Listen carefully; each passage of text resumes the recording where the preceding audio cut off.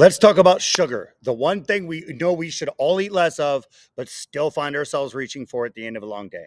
I'm not here to guilt you. I'm here to help you understand what's actually going on inside of your body, your brain, and your spirit. Because this isn't just a willpower issue, it's a warfare issue. So let's start with the science. When you eat processed sugar, your brain releases a surge of dopamine.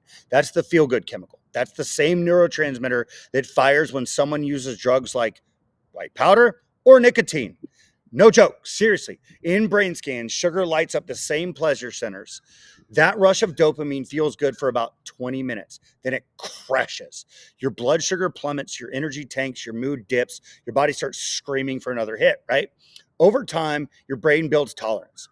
What used to satisfy it no longer does. So you need more and more and more to feel the same effect. That's addictive, like, right? Plain and simple. This is why you can have the best intentions and still find yourself standing in front of the pantry saying, why am I doing this again?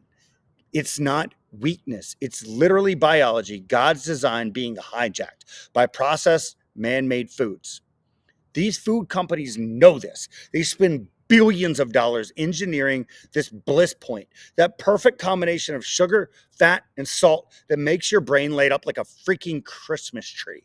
It's not by accident. They want you hooked. They want you addicted. They want you dependent. And when your brain is hooked, your hormones follow.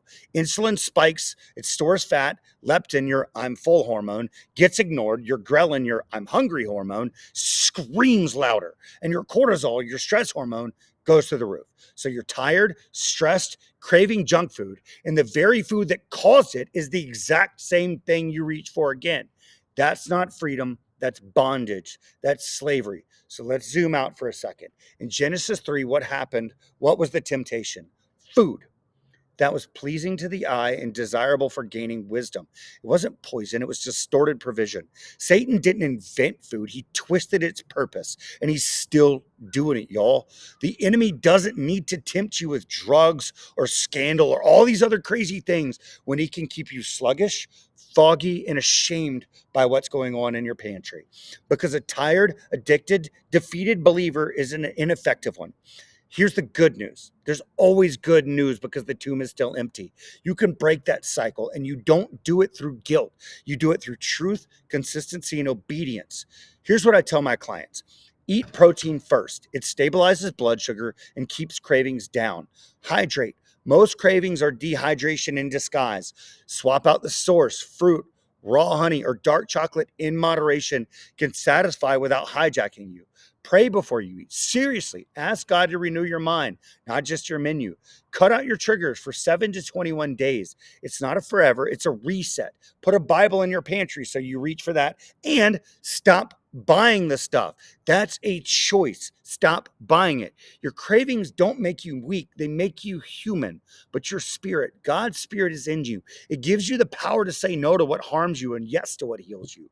Romans 12:2 says, do not conform to the patterns of this world, but be renewed by the renewing of your mind. That includes how you eat. So today, take your power back.